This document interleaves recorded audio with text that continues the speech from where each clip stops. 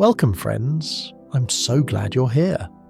Whether you're drifting towards sleep, unwinding after a long day, or simply looking for a quiet companion, you found the right place. Before we begin, I'd love to know where in the world are you listening from. Perhaps you're wrapped in a blanket sitting by a softly lit window, or resting somewhere under an open sky. Wherever you are, I hope you're warm, comfortable and ready to wander with me into the quiet restlessness of our star, whose familiar glow carries patterns older than any human memory. If you find peace or curiosity in these gentle stories, please consider liking the video, subscribing to the channel, or sharing it with someone who might need a moment of stillness too. And to those who've already joined along, thank you. The narration settles into a slow drift above the sun's surface, where brightness softens into a textured field of convecting light. What appears from afar as a solid sphere now resolves into granules of plasma, each one rising and falling in slow, persistent cycles. The scientific fact that guides this opening is simple. The sun's photosphere churns with convection cells, hot plasma rising, cooler plasma sinking, each one shaped by the heat escaping from the interior. This surface seems tranquil at a distance, yet it conceals processes of enormous scale. Only took a few 100,000 kilometers of distance to make turbulence look like calm. The narrator lingers on the movement of these granules. Each one measures roughly the size of a continent, yet they behave like gentle waves. The bright centers rise towards space before sinking back into the darker edges, patterns that repeat endlessly with a rhythm so steady it feels almost meditative. A poetic detail emerges in the subtle shimmer that dances along the edges of these cells, where light bends through the upper layers of plasma, creating a soft, rippling glow. Only took a few minutes of rising and falling to create patterns that have existed since Earth was young. Yet a quiet scientific mystery lingers beneath this surface. While convection is well understood in principle, the exact details of how deep layers exchange heat, how turbulence becomes organized across such immense distances, and how magnetic fields interact with these flows remain subjects of ongoing research. Even with satellites observing constantly, some processes remain too complex to fully unravel. Only took the complexity of plasma to keep familiar light partly unknowable. As the narrator drifts slowly across this textured landscape, ironies settle softly into place. The sun, which seems unchanging to human eyes, constantly reshapes itself. The light that appears steady is born of continuous motion. The surface that feels warm and familiar holds temperatures so high that atoms struggle to remain whole. Only took a calm morning sunrise to hide a storm of unbound particles. Farther across the surface, the narrator observes the outlines of supergranules, larger convection patterns spanning distances far wider than their granular counterparts. Their flows are so slow that even time-lapse imagery compresses hours into brief glimpses, yet here in quiet narration, their shapes remain a steady tapestry of drifting light. These broad patterns guide the magnetic fields that rise from the sun's interior, carrying with them the seeds of activity that will shape storms, winds and radiation. Only took a few gentle currents to steer energies powerful enough to reach Earth. A modern analogy drifts gently into the scene. These convection patterns resemble the surface of gently simmering water, though on scales so vast the comparison becomes metaphor rather than likeness. The simmering of the sun is measured not in seconds but in minutes, hours, days. Yet its patterns remain rhythmic, whispering across the bright surface like a quiet pulse. The narrator moves slowly across this glowing sea, sensing how the granules appear and vanish with quiet regularity. Their lifetimes match the soft tempo of background solar sound waves, oscillations that ripple through the sun's interior and give scientists clues about its hidden structure. The sun vibrates constantly, though no ear can hear it. Only took standing far enough away for vibration to masquerade as stillness. The narration lingers on a region where convection rises more vigorously, creating brighter patches among the granules. These regions may signal emerging magnetic fields that twist and bend beneath the surface before rising into the atmosphere above. Their presence remains subtle for now, but they will shape the transformation that lies ahead.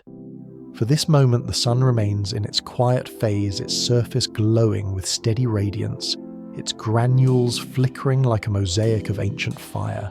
Only took the sun's constant churn to deliver the steady warmth that shapes every molecule of life on Earth. Beneath this surface, photons generated in the core tens of thousands of years ago finally reach the world above, completing journeys through dense layers before escaping into space. Those photons now form the shimmering light the narrator observes. The sun's surface becomes a boundary between ages, between the deep time of photon travel and the brief moments of light that fall on Earth each day. And so the narrator remains suspended above this restless calm, letting the sun's slow, bright movements fill the stillness with a quiet pulse. Soon the story will drift deeper into the layers of light themselves, exploring the patient paths that energy follows before reaching the surface. For now, we rest above the granules, above the waves of plasma rising and falling above the star that feels familiar, yet remains older, larger, and more intricate than any world it warms. The narration drifts inward, now sinking gently beneath the luminous granules toward the deeper layers where light itself ages. The surface glow softens until it feels like a veil drawn over older radiance, and the movements of plasma slow into broader, heavier currents. In this region, the guiding sensation becomes the patience of light rising through deep time, a reminder that every photon escaping the sun's surface carries a history measured not in moments, but in millennia. The scientific fact grounding this section is foundational photons born in the sun's core do not travel straight outward. Instead, they undergo a random walk, scattering off charged particles billions of times, taking anywhere from 10,000 to several million years to reach the surface. Only took a few million years of wandering for a single beam of sunlight to reach the world it warms. As the narrator drifts downward, the scene becomes diffuse. Light no longer travels in clear lines, but in soft tangled paths bouncing between hydrogen and helium. Ions jostled gently by electrons that themselves move in response to the sun's immense temperature and pressure. The plasma here feels dense, heavy, and slow, yet it carries the earliest traces of energy produced by nuclear fusion deep below. A poetic detail emerges in the way these photons lose memory of their origins. A photon created by the fusion of hydrogen into helium never reaches the surface. It is absorbed and re-emitted countless times. What escapes after millennia is no longer the same particle, but a descendant of that ancient energy shaped by ages of scattering. Only took the journey of light to erase all clues of where it began. The narrator senses the near silence of this region, not the silence of emptiness, but the silence of overwhelming density, where motion becomes uniform and indistinct. Here, heat moves not through radiation, but by convection, beginning its long ascent. The boundaries between these layers remain partly mysterious, shaped by physics too deep and complex for simple observation. Only took the complexity of plasma to keep the sun's middle layers partially hidden, even from modern science. As the narrator travels through this dense region, ironies emerge softly. The light that reaches Earth in 8 minutes once spent eons in darkness. The star that seems immediate and familiar hides within it distances no eye can see. And the warmth that shapes seasons and climates began as energy forged under pressures so unfathomable that words scarcely contain them. Only took the quiet transformation of hydrogen to shape the entire history of life on Earth. The motions here grow broader as the narrator descends into the radiative zone, where energy travels mainly through photon scattering rather than physical mixing. The plasma moves slowly but remains stable, forming a region where heat flows outward with remarkable consistency. This stability stands in contrast to the turbulent convection above. Only took millions of years of steady outward radiation to give the sun its apparent calm. In the dimness of these layers, the narrator imagines the slow drift of energy as a kind of ancient tide, an outgoing wave that takes longer to rise than civilizations to form, break and vanish. A gentle modern analogy settles.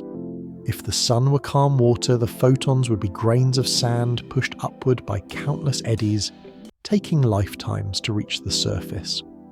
Farther inward, the density increases even more. At these depths, the plasma behaves neither like gas nor liquid, but something between a state of matter governed by equations that require advanced models to approximate. This region, although studied extensively, still holds mysteries how precisely turbulence transitions into radiative transfer, how magnetic fields distribute themselves across the deep interior, how minute changes in composition affect the sun's overall luminosity. Only took the basic structure of a star to create puzzles that last centuries. The narrator follows the faint suggestion of gravity, pulling downward, balanced perfectly by the pressure of fusion pushing outward from the core far below. This equilibrium, known as hydrostatic balance, defines the sun's stability. Without it, the star would collapse or expand violently. Its persistence across billions of years reflects the delicate fine-tuning of forces working in unison. Only took the constant pressure of light to hold a sphere of plasma against its own weight. The scene shifts as the narrator drifts into the tachocline, a thin, mysterious layer between the radiative zone and the convective zone above. Here rotation changes sharply with depth, generating shear that plays a crucial role in forming the sun's magnetic field. This shear generates the dynamo effect, a process still not fully understood despite centuries of observation. Scientists know it exists, know it shapes solar cycles, know it influences sunspot formation and stellar winds, yet its deepest workings remain elusive. Only took the sun's hidden rotation to create magnetic patterns that shape events across the solar system. The narrator allows this quiet mystery to linger. The tachocline acts like the hinge between the sun's deep orderly regions and its chaotic surface. It is here that magnetic fields gather strength, twist, fold, and prepare to erupt into the corona above, yet nothing visible in the present scene suggests such potential. Everything appears slow, soft, and uniform. The dynamo's power hides in the subtle differences between layers. Only took a thin, unseen boundary to decide the rhythms of an entire star.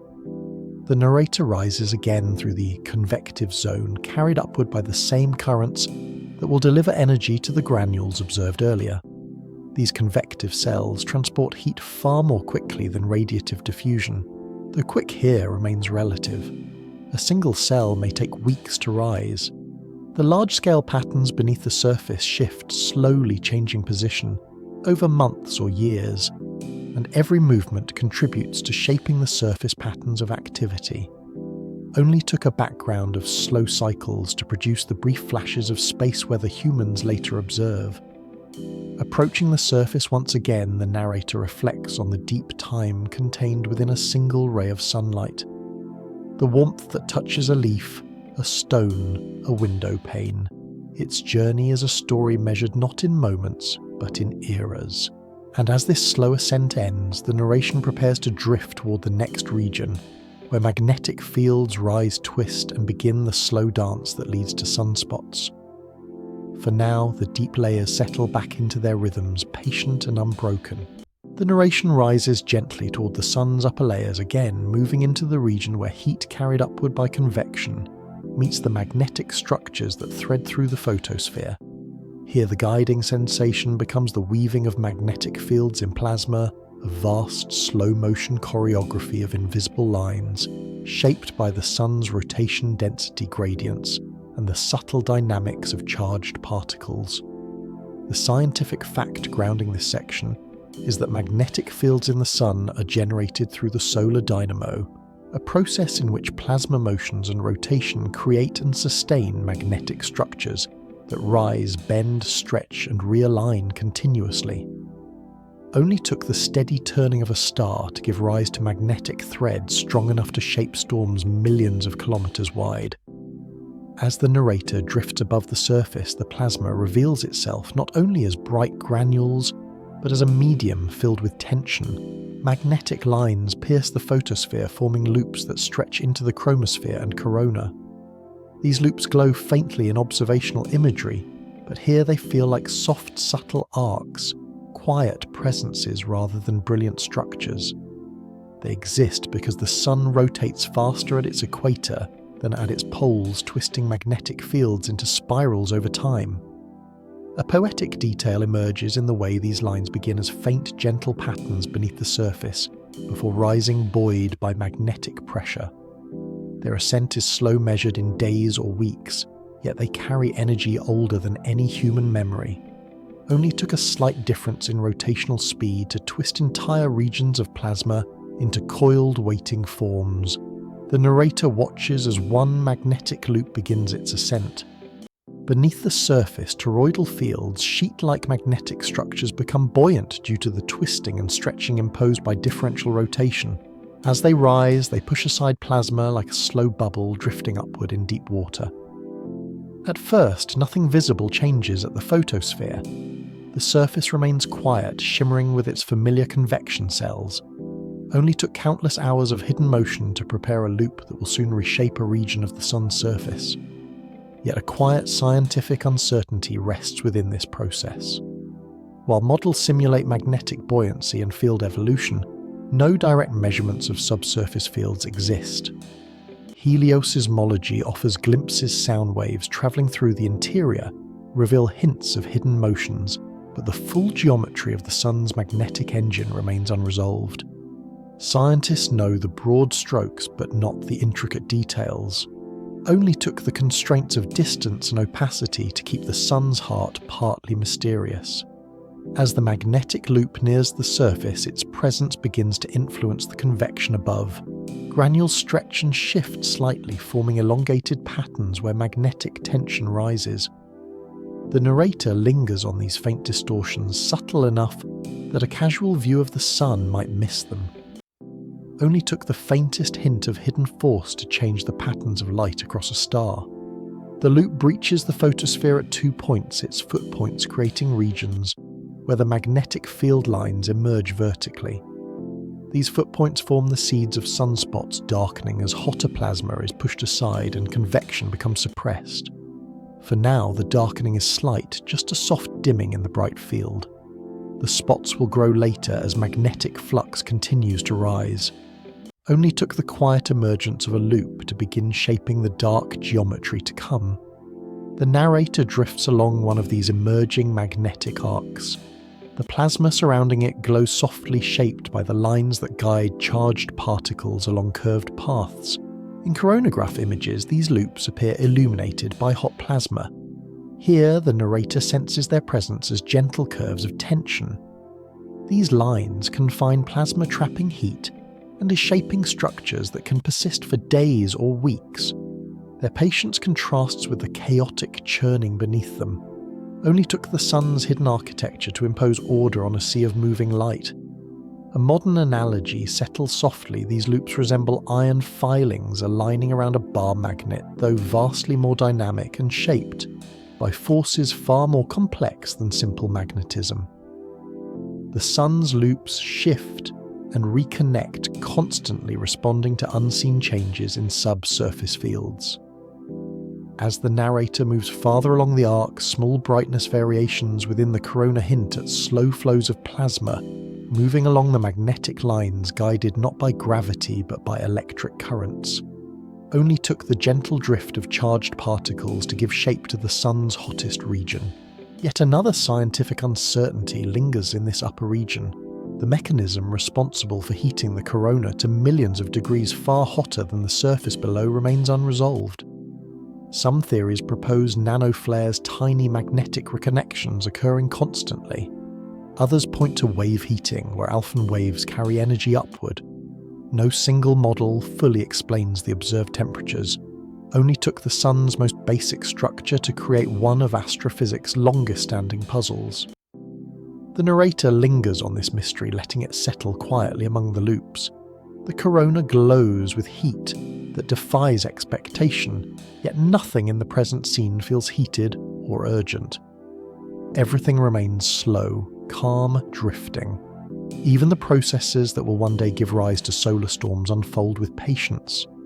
As the narrator pulls back, a broad view of the active region emerges. Magnetic loops arch upward and downward, forming a quiet cage of curved tension. Some connect foot points far apart, forming extended arcs. Others rise only briefly before falling back. Each loop reflects the organization imposed by the underlying fields. Over hours and days, these fields will twist further, storing energy that may one day release. But for now, the region remains serene. Only took the slow accumulation of magnetic tension to prepare for moments that unfold in seconds. As the narrator moves across the surface again, the sun reveals its polar fields simpler, quieter, more stable than those near the equator. These large-scale dipolar fields reverse every approximately 11 years, marking the solar cycle that shapes long-term activity. The reversal process remains partly mysterious. Scientists understand the broad mechanism but cannot predict its timing with perfect precision. It unfolds over years, guided by the deep dynamo. Only took the slow heartbeat of an 11-year cycle to shape centuries of space weather. Across the surface, the granules continue their bright shimmer, unaware of the twisting forces rising beneath them. Magnetic loops from earlier cycles fade, reconnect, and dissolve, releasing energy quietly in the background. The sun, often imagined as constant, holds within it a rhythm of hidden transformations. Only took standing far enough away for change to look like permanence. The narrator drifts once more above the emerging active region, noticing the footpoints darkening as the magnetic flux continues to rise. What begins as faint dimming will soon grow into complex sunspots, yet the process remains slow, almost gentle. There is no sudden burst, no sharp transition, only the steady movement of fields through plasma.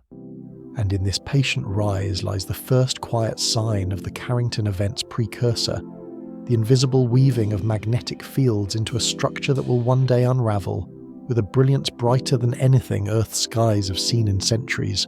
But for now, the sun remains in its slow, steady dance of fields, loops, and convection, preparing through calm for a transformation still hidden in the future. The narration drifts softly above the sun's bright surface, where the churning granules and rising magnetic loops gradually give way to a darker geometry, forming in quiet contrast. The guiding sensation becomes the slow emergence of a sunspot's shadow, a place where the surface cools slightly, where convection weakens and where the sun's hidden magnetic forces reveal themselves, not through brilliance, but through absence. The scientific fact anchoring this moment is simple. Sunspots appear darker because their strong magnetic fields suppress convection, reducing the upward transport of heat. Their temperatures remain thousands of degrees, yet they look dim against the surrounding radiance. Only took the sun cooling by a few thousand degrees to create a shadow large enough to swallow a planet. The narrator hovers over a region where 2 footpoints of a rising magnetic loop have strengthened. The granules surrounding them stretch into elongated shapes, their typical patterns distorted by magnetic tension. Slowly, the first hints of darkness appear, not sudden, not sharp, but like ink seeping into bright cloth. These dim patches mark the umbra, the core of the sunspot wrapped by a lighter penumbra, where radial filaments stretch outward like soft spokes. A poetic detail settles here. The filaments of the penumbra resemble delicate strands, each one an outward-flowing structure shaped by magnetic inclination. In high-resolution images, they appear almost like brush textures, faint ridges in a luminous sea. Up close in narration, they feel like quiet signatures of magnetic presence lines that reveal the invisible.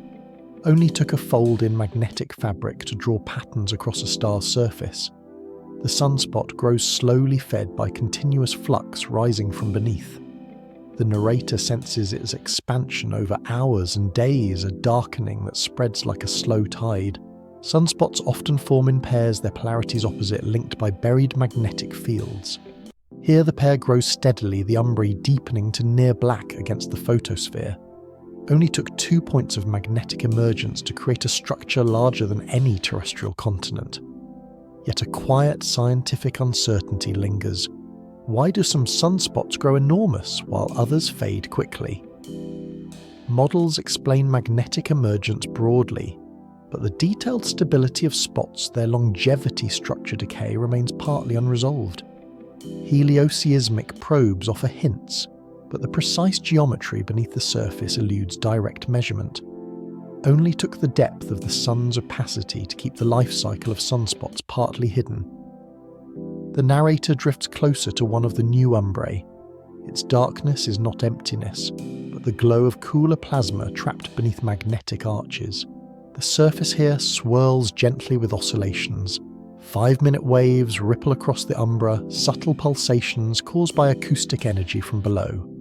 These waves produce faint motions detectable only with precision instruments, yet here they feel like the quiet breathing of a darkened patch of star.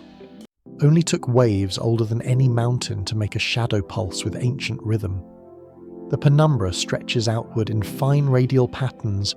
Its filaments host the evershed flow, a gentle, outward-moving current of plasma that glides along magnetic field lines at a speed of about 1 to 2 kilometers per second. To a star, that flow is modest. To a human, it would be a furious wind. But here, under narration's slow gaze, it becomes an almost meditative drift, a reminder that even the sun's more dynamic processes unfold with patient consistency. Only took a steady outward flow to turn the penumbra into a quiet river of light. The narrator rises to take in the entire active region. Sunspot groups form patterns that evolve over days. In this moment, the region appears calm, though its magnetic complexity grows beneath the surface. The spots drift across the photosphere due to differential rotation. Sunspots near the equator rotate faster than those toward the poles. Over time, their positions shift, subtly stretching field lines and increasing magnetic shear. Only took the sun turning unevenly to twist magnetic fields into intricate knots. This shear stores energy in the corona above, where loops expand and intertwine. For now, the loops remain stable, glowing faintly with trapped plasma heated to millions of degrees. But as the underlying field becomes more tangled, tension accumulates in ways invisible from the surface alone. In certain formations, especially those with complex polarities, this shear can prime a region for eruption. The Carrington sunspot group of 1859, though not visible in this narration, once grew rapidly with such complexity. Here its precursor begins with shadows forming in perfect quiet. Only took a slow build-up in magnetic tension to prepare a flare that would outshine every other in recorded history. The narrator glides across the active region again, observing how convection adapts to magnetic presence. Around sunspots, the granules grow smaller and less vigorous. The magnetic fields inhibit motion, forcing heat to escape around the edges. This creates bright motes, surrounding the spots where convection flows outward in a ring. These motes appear like slow streams guiding plasma away. Only took magnetic obstruction to reshape currents that have existed since the sun's birth. Further out, the surface resumes its bright shimmer. But even there, magnetic traces linger in the form of faculae, bright patches more visible near the limb of the sun. These faculae accompany sunspots, often offset slightly from the dark cores. They contribute more to solar brightness than sunspots subtract. The paradox is gentle but real. The sun can become slightly brighter during periods of high sunspot activity. Only took a few dark shadows to make the sunshine a bit stronger. The narrator lingers on this delicate contrast. The dark umbra appears quiet, cool and stable. The bright faculae shimmer with subtle vigour. Magnetic fields shape both, yet in opposite ways, suppressing convection in one place, enhancing bright contrasts in another. This quiet duality reveals the sun's intricate balance, where light and shadow emerge from the same underlying forces. Only took magnetic fields twisting beneath the surface to paint the photosphere with contrasts. The narrator rises into a broader view where the active region spans a large portion of the solar disk. Around it, the surface transitions from bright granules to dark cores and back again. The active region rotates slowly across the sun's face, carried by the star's vast turning. As it moves, its appearance shifts subtly, foreshadowing the deeper disturbances it may eventually unleash. Yet in this moment, everything remains calm. Light flows outward, magnetic fields arch gently, and the sunspots rest in their quiet geometry. Only took a star's slow turn to carry a storm across its surface without any visible urgency. And so the narrator remains suspended above the dark and light patterns of this evolving region, sensing how the sun stores energy with immense patience, organising its hidden forces into loops and shadows that will one day shape the space beyond. For now, the formation of sunspots marks only the beginning, dark shapes blooming quietly on a star whose calm is never as simple as it seems. The narration drifts above the growing sunspot group, sensing not the darkness itself, but the tension rising beneath it, slow, quiet, and invisible. The guiding sensation becomes the build-up no eye can see, the gradual strengthening of magnetic shear inside the sun's atmosphere. Nothing dramatic appears at the surface. The granules shimmer as they always do. The penumbrae maintain their delicate filaments. The umbrae sit in patient stillness. Yet beneath these calm shapes, magnetic fields continue to twist, stretch, and braid with a steadiness that reveals how the sun prepares its most powerful events without any outward urgency. The scientific fact anchoring this moment is that solar flares and coronal mass ejections originate not from sudden impulses, but from long-term accumulation of magnetic stress in the corona. Only took days of quiet tension to prepare a flare that releases in minutes. The narrator drifts higher above the active region, until the photosphere blurs into a soft field of brightness. In the chromosphere, spicules rise like thin, flickering strands, jets of plasma reaching thousands of kilometers upward. They appear and vanish in seconds, yet their constant motion hints at the restless fields beneath them. Magnetic lines guide these spicules, shaping their fleeting arcs. Only took a tangle of invisible fields to lift thin flames of plasma into the quiet sky. The view continues into the corona, where magnetic loops extend gracefully, arching high above the surface. These loops glow faintly with plasma heated to millions of degrees, held in place by the complex magnetic structures below. To the narrator, they feel like luminous bridges, quiet, suspended and steady. But their stability hides subtle distortions.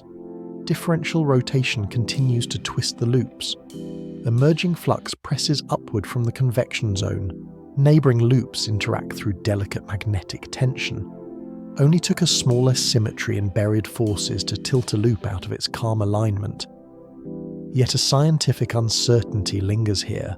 Although researchers understand the broad processes that cause magnetic shear, they cannot predict precisely when or where a flare will erupt.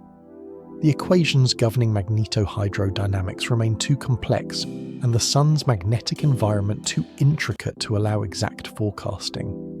Only took the complexity of plasma physics to keep the timing of storms unknowable.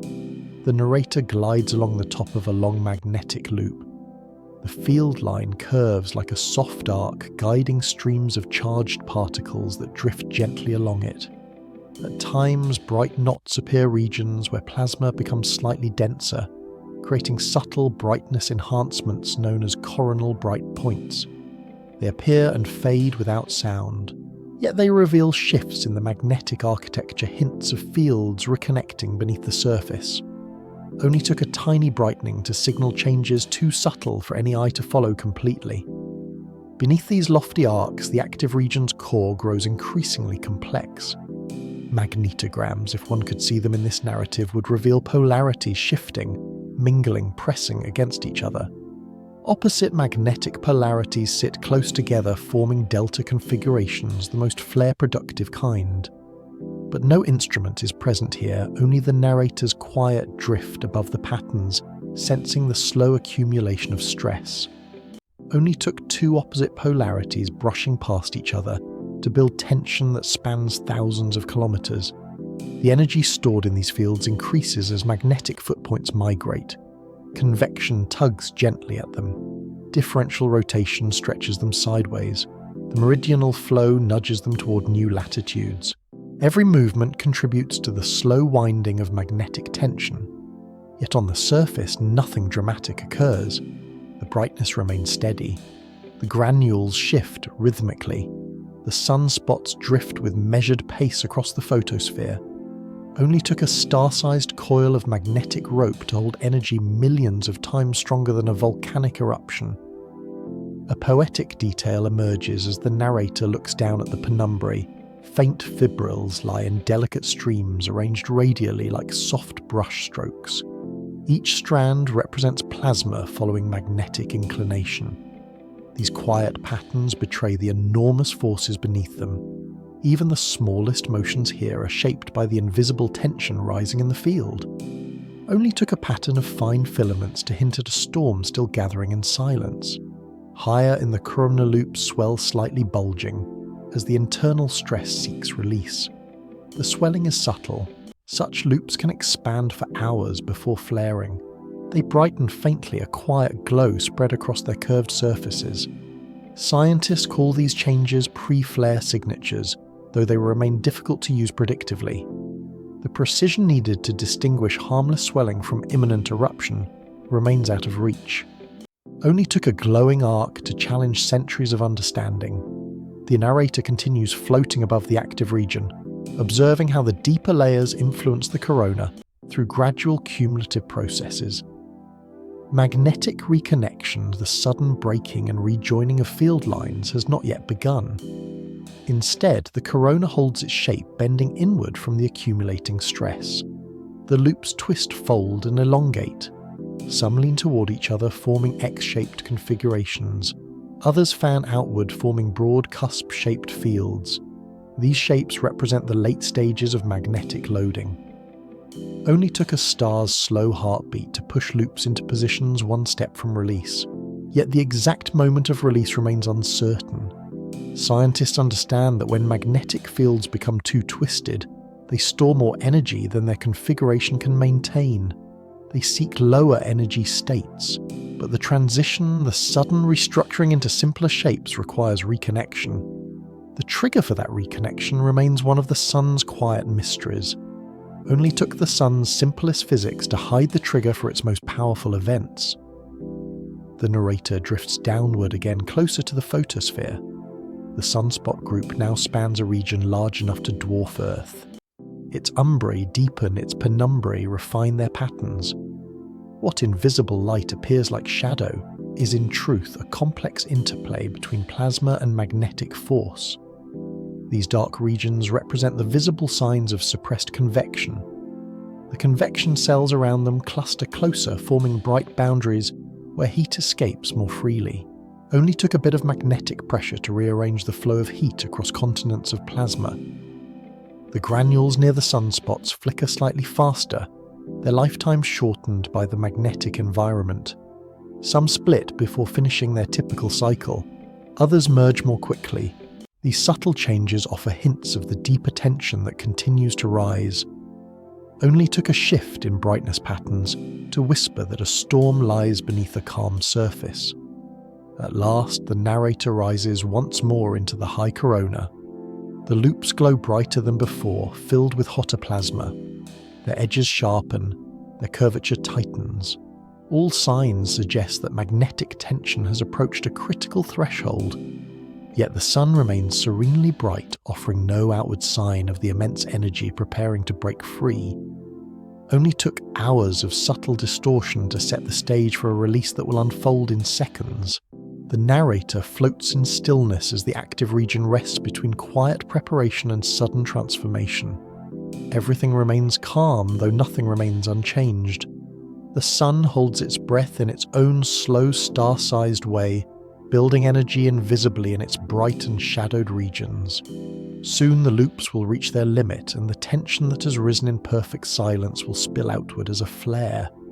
But in this moment the sun remains patient, gathering its forces in light and shadow, preparing for brilliance still hidden behind calm. The narration drifts high above the bright arcs of the corona, suspended in the stillness that precedes transformation. The guiding sensation becomes the sudden unraveling of light, the moment when magnetic tension that has gathered quietly for days releases its stored energy in a burst that crosses space faster than anything else the sun can produce. It happens not with a visible warning, not with a gradual shift, but but with the swiftness of electric potential overcoming its last restraint. The scientific fact grounding this section is that a solar flare releases electromagnetic radiation almost instantaneously, travelling at the speed of light, reaching Earth in just over 8 minutes. Only took days of quiet magnetic twisting to create a flash that crosses 93 million miles in the time it takes to breathe. The narrator hovers at the edge of the active region as magnetic reconnection begins. It happens when twisted field lines snap and realign into a lower energy state, releasing immense amounts of energy as photons across the electromagnetic spectrum. X-rays, ultraviolet light and visible light surge outward, fanning across the corona. The flare expands like a bloom of brilliance, though in narration it feels less like an explosion and more like a sudden widening of radiance and opening rather than a blast. Only took a shift in geometry to light up a region larger than any storm on Earth. A poetic detail settles in the sudden glow the flare illuminates plasma suspended in the corona, creating bright ribbons that trace the paths of reconnected magnetic lines. These ribbons flash briefly, glowing with the same energy that once lay hidden in the tangle beneath them. In the moments after reconnection, the corona pulses with waves, alphin waves, and magnetoacoustic waves ripple outward, carrying signatures of the energy released. Only took a pulse through plasma to send waves across millions of kilometers of space. The narrator glides closer as the flare's chromospheric footpoints brighten intensely, forming kernels of dazzling emission. These footpoints mark where accelerated electrons crash into denser plasma, heating it rapidly. The heated plasma expands upward, filling newly formed loops in a process called chromospheric evaporation. Though the term evokes heat and motion, it unfolds here in slow grace plasma, rising like the warm breath of a star. Only took a moment of intense heating to push entire loops into new brilliance. Yet a quiet, scientific uncertainty lingers. No model fully captures the precise details of magnetic reconnection in the Sun's corona. Simulations replicate aspects of the process, but the exact structure of the reconnecting region, the triggers for instability, and the distribution of accelerated particles remain unresolved. Only took the smaller scales in the universe to keep the largest electromagnetic events partly mysterious. The narrator watches as the flare begins to decay. Its peak brightness fades gradually, though the energy continues to radiate across the heliosphere. High-energy photons race outward unaffected by the solar wind or magnetic fields, carrying the imprint of the flare's brief moment of release. In space, satellites sense the radiation within minutes. On Earth, the ionosphere responds almost instantly, its upper layers swelling with sudden ionization. But these effects lie far ahead. For now, the flare remains an event contained within the Sun's atmosphere. Only took a few minutes of sudden brightness to rewrite conditions across a planet's upper air. Farther above, the corona expands outward, shaped by the flare's energy. Regions once faint become sharply illuminated. Plasma flows along loops, creating bright post-flare arcades that rise and broaden slowly. These arcades are like scaffolds of cooling plasma, revealing the geometry of the reconnection region long after the brightest flash has passed. Their slow ascent marks the dissipation of stored energy. Only took hours of cooling to reveal a pattern formed in seconds. The narrator drifts around the active region, observing the flare's aftermath. Some loops remain intact, others reconfigure entirely. The corona above the sunspot group becomes filled with soft light glowing in ultraviolet and X-rays. These emissions continue long after the peak, providing clues about temperature density and the rate of energy release. Yet even as this scene unfolds, something else stirs in the lower corona, a shifting bulge, a swelling arc, a faint outline forming against the bright background.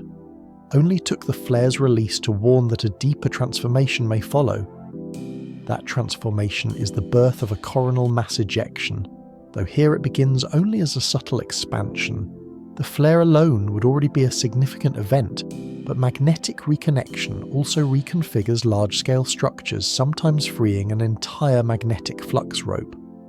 The narrator senses this slow emergence a vast arching structure begins to rise, its edges brightening. But the CME is still forming in this moment, and the flare remains the central focus.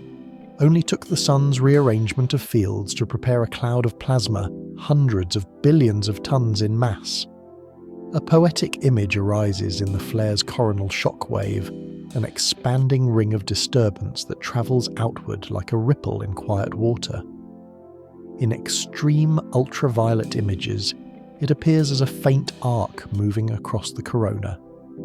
In this narrative, it feels like a soft breath, an outward exhalation from a star. It sweeps across nearby regions, compressing plasma momentarily before fading. Only took a flash of energy to set the corona trembling like a field touched by wind. Yet another scientific uncertainty lives here. Although flare-induced shockwaves are well documented, their exact interaction with the corona and solar wind remains complex. Some shockwaves trigger additional reconnection, others dissipate quickly. Their effects depend on coronal density field geometry and the underlying disturbance. Only took one disturbance to create outcomes that vary across hidden conditions. As the narrator drifts higher, the flare's full extent becomes clear. Its loops rise thousands of kilometers. Its ribbons stretch across tens of thousands more. The entire region glows with transient brightness. But gradually, as minutes pass, the intensity fades. The loops cool, the ribbons dim. The post-flare arcades settle into their graceful equilibrium. Only took a star's quiet cooling to return a region from brilliance to calm. Below the sunspots remain unchanged in their geometry. They do not brighten or flare themselves. Their darkness endures unaffected by the radiative outburst above. They serve as anchors, silent reminders that the energy released came not from motion, but from magnetic tension. Only took the quiet of a shadow to hide the power of an eruption. And so, as the flare subsides, the narration hovers between quiet aftermath and the slow rise of deeper forces. The sun has released part of its stored energy, yet another transformation is underway. The CME forming below builds outward momentum, preparing to detach fully. The flare has already illuminated space with its sudden radiance. Soon the sun will send matter outward as well. The narrator remains suspended above the bright and dark interplay, watching the flare's light drift outward into space where nothing can slow it, while the deeper forces of the corona prepare to lift an enormous mass of plasma into motion. For now, the flare rests in its cooling afterglow, its energy dispersing into space with calm persistence. But the sun, having unbound its magnetic knots, is not finished. The unravelling has only begun. The narration rises slowly into the bright stillness left in the flare's wake, drifting just above the arching loops that continue to glow with lingering heat. Here, suspended in the upper corona, the guiding sensation becomes plasma freed into open space. The sun has already released its burst of light. Now it releases matter itself, caught in a vast magnetic structure that begins to lift away from the star with a patience that feels almost contradictory to its scale. The scientific fact anchoring this moment is that coronal mass ejections eject billions of tons of charged particles, electrons, protons, and ionized atoms into the heliosphere, often travelling at hundreds to thousands of kilometers per second once fully accelerated. Only took a single moment of reconnection to free a cloud large enough to swallow worlds. At first, the narrator senses only subtle changes, bright arcs swelling higher, magnetic loops stretching as if pulled from within. Beneath them, the sunspot group remains steady, its dark geometry unchanged. But above a dome-shaped structure forms known as a flux rope, a twisted bundle of magnetic field lines filled with plasma. Its shape grows slowly, expanding upward like a luminous balloon of charged particles. Only took the quiet tension of buried fields to sculpt a structure taller than mountains stacked end to end. A poetic detail emerges as the flux rope brightens along its edges. These bright rims mark the boundaries where magnetic fields reconnect and accelerate particles. In extreme ultraviolet light, such structures reveal themselves as glowing bubbles against the corona. But in narration, They feel like slow rising lanterns, vast, weightless and serene despite their power. Only took a gentle upward swell to lift a storm into the sky of a star. Below the flux rope, a dark cavity opens as plasma flows upward. Coronograph images later show these cavities as void-like spaces within the corona shaped by low-density regions formed during CME liftoff. The narrator senses this cavity as a hollow silence, an emptiness carved by motion so enormous it becomes calm. Only took the removal of a little plasma to create a darkness large enough for a star to feel. Yet a quiet scientific uncertainty lingers the precise trigger that transforms slow magnetic swelling into a CME remains debated. Some models emphasize tether-cutting reconnection. Others propose the torus instability, where the magnetic conditions above the rope weaken enough to let it rise freely. No single explanation covers every event. Only took the universe refusing simplicity to make even a star's storms multifaceted mysteries. The narrator watches as the CME gains momentum. Its initial rise is slow, perhaps tens of kilometers per second, barely perceptible against the vastness, but acceleration soon follows. As magnetic energy releases, the structure pushes outward more forcefully. The corona stretches around it, forming a smooth leading edge. Behind it, the cavity expands. At the base, bright flare ribbons separate slowly as reconnection continues. Only took the sun rearranging its fields to push a billion-ton cloud into flight. Above the rising structure, the solar wind carries faint streams of plasma outward. The CME encounters this background wind almost immediately shaping its outer layers into a broader front. Shock waves develop ahead of it if the CME moves faster than the surrounding solar wind waves that will eventually influence particle acceleration near Earth. But for now, these shocks remain faint, forming only a soft suggestion around the expanding sphere. Only took a bit of extra speed to send a ripple through interplanetary space. The narrator glides closer to the CME's outer boundary. It is not a solid wall, but a thin shell of compressed plasma shaped by the magnetic field lines that stretch outward with it. Within the CME, the magnetic field rotates smoothly, following the flux rope structure. Outside, the sun's background field presses against it. This interplay defines the CME's future interactions with planets and spacecraft. Only took a twist in magnetic direction to determine whether a planet's field will shield or yield. A subtle irony settles here. The CME appears peaceful, its rise graceful, its expansion slow compared to flares, yet it carries far more mass and in many cases far more long-term influence. While flares send light, CMEs send matter that can alter magnetospheres, currents, and atmospheric chemistry when it arrives. Only took a cloud of plasma drifting outward to shape the future of space weather on distant worlds. The narrator drifts above the flux rope, watching its shape broaden as it escapes the tight influence of the solar corona. Once above a certain altitude, often around 2 solar radii, the CME becomes largely independent of the sun's magnetic confinement. It now follows the path shaped by the heliospheric magnetic field in the solar wind. The acceleration phase peaks. Beyond this point, the CME coasts outward with near constant velocity.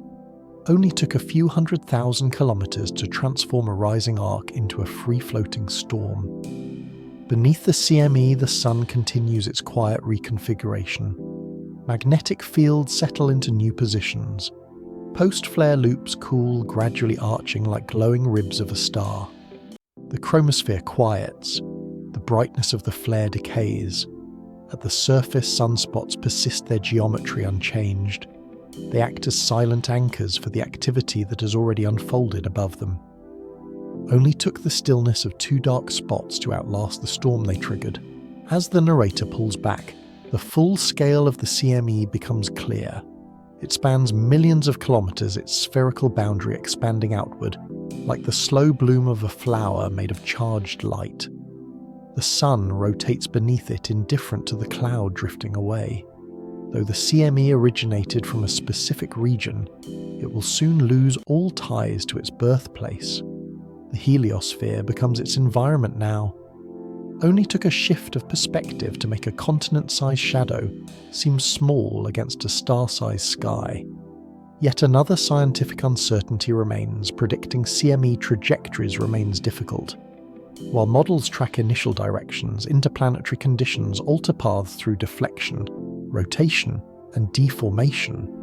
Some CMEs merge with others. Some dissipate faster than expected. Some maintain coherence for astronomical units. Only took a little turbulence in the solar wind to hide a storm's long-distance intent. As the CME drifts outward, the narrator senses its internal rotation, magnetic helicity preserving the structure of the flux rope. That rotation may determine the storm's geo-effectiveness if it reaches Earth. If the CME's magnetic field is oriented southward, relative to Earth's own field reconnection becomes easier, allowing the storm to inject energy into the magnetosphere.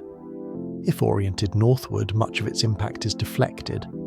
Only took a field aligned one way to shape a planet's auroras. Aligned the other way, and the storm slides harmlessly past. The narration lingers on the trailing edge of the CME as it leaves the corona entirely. Behind it, the sun's atmosphere begins to refill the evacuated region. Plasma flows inward, slowly healing the transient wound left by the departing cloud. The corona resumes its brightness. Spicules rise and fall. The solar wind continues. The star regains its calm. Only took a few hours for a star to recover from releasing a storm with the massive mountains. From this high vantage, the narrator sees the CME as a faint widening halo drifting into interplanetary space. Soon, it will enter the solar wind's flow channels shaped by rotating magnetic sectors that spiral outward with the sun's spin. It will follow those pathways, quietly expanding, cooling, and carrying within it the magnetic memory of the region that launched it. Only took the sun's rotation to carve invisible highways for storms to follow. And so the narrator watches the cloud drift onward, slow, massive, and serene. The sun's atmosphere settles beneath it, preparing for the next cycle of emergence build-up and release. The flare has faded, the CME has lifted, and now the storm begins its long journey across the heliosphere, where Earth rotates quietly in its path, unaware of the slow-moving cloud that has just begun to cross 93 million miles of space. The narration drifts outward with the rising cloud of plasma watching, as the coronal mass ejection enters the wide, slow-moving river of charged particles that constantly flows from the sun. Here the guiding sensation becomes the long passage across the solar wind's highway, a region where the sun's breath fills all space, where streams of particles move outward in spiraling patterns shaped by rotation pressure and magnetic fields. The scientific fact anchoring this moment is clear: the solar wind, composed largely of electrons and protons, flows continuously, at speeds ranging from roughly 300 to 800 kilometers per second, creating the vast heliosphere through which every CME must travel. Only took the sun's steady outflow to build a sphere larger than the orbit of any planet. As the narrator drifts alongside the CME, the solar wind reveals itself not as empty flow, but as a textured shifting medium. It holds regions of higher and lower density pockets of turbulence and long channels defined by the sun's magnetic polarity. Because the sun rotates, these channels form spirals, Parker spirals winding outward across billions of kilometers. The CME now enters one of these spirals, its leading edge interacting with the wind around it. Only took a slow turn of a star to twist the solar wind into a galaxy-sized braid. A poetic detail emerges in the faint shimmer of charged particles drifting in the CME's wake. These particles scatter sunlight slightly, creating a soft, ghost-like glow, detectable in coronagraph images. In narration, this glow feels like dust drifting across a quiet field, visible only when caught at just the right angle. It marks the path the CME follows, a path shaped not by straight lines, but by curves and spirals. Only took a little scattered light to trace a storm's wandering through space. Yet a quiet scientific uncertainty lingers. The structure of the solar wind remains complex and only partially predictable. In situ measurements from spacecraft reveal fluctuations, shocks and tangles that cannot be seen from afar. These hidden structures significantly affect how CMEs evolve, merge and accelerate. Only took the complexity of space between planets to obscure the true conditions a storm will face. The narrator watches as the CME begins to stretch. In the vacuum of interplanetary space, there is no pressure to contain it. The cloud expands steadily, its interior cooling as it grows. What left the sun as a compact flux rope now becomes a sprawling diffuse region, with boundaries that grow more subtle with distance. Only took a few million kilometers of travel to turn a sharp edge into a soft frontier. The magnetic field inside the CME rotates slowly, preserving its helical shape. Outside, the solar wind flows past, sometimes compressing parts of the CME, sometimes letting it expand freely. These interactions create ripples along the boundary, a delicate dance between two magnetic environments. Only took two fields brushing past each other to write patterns across a storm's invisible skin. As the narrator moves farther from the sun, the solar wind shows regions of contrast. Fast streams from coronal holes, areas of open magnetic field, catch up with slower wind from near the equator. Where they meet, interaction regions form compressed zones with enhanced magnetic fields and density. If the CME enters such a region, it may accelerate or distort. In other areas, the solar wind thins, offering less resistance. Only took a difference in wind speed to turn a smooth ride into a shifting journey. A modern analogy settles gently. The CME travelling through the solar wind resembles a drifting balloon caught in jet streams, pushed, stretched and steered by currents it cannot control. The solar wind is calm on average, but full of subtle forces, each one capable of altering the storm's path. Only took the faintest current to nudge a billion-ton cloud. The narrator senses as the CME begins to drive a shockwave ahead of it. If the CME moves faster than the background solar wind, its leading edge compresses the plasma in front. The shock steepens, accelerating particles to high energies.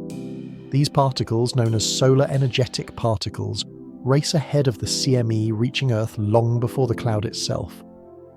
Only took a shockwave in thin plasma to send particles across space at near relativistic speeds. Yet not all aspects of this shock are well understood. Scientists know the general mechanism, but cannot predict exactly which events will produce strong particle acceleration. The distribution of turbulence and magnetic irregularities plays a role, but these details remain difficult to measure. Only took the hidden roughness of space to make predictions uncertain.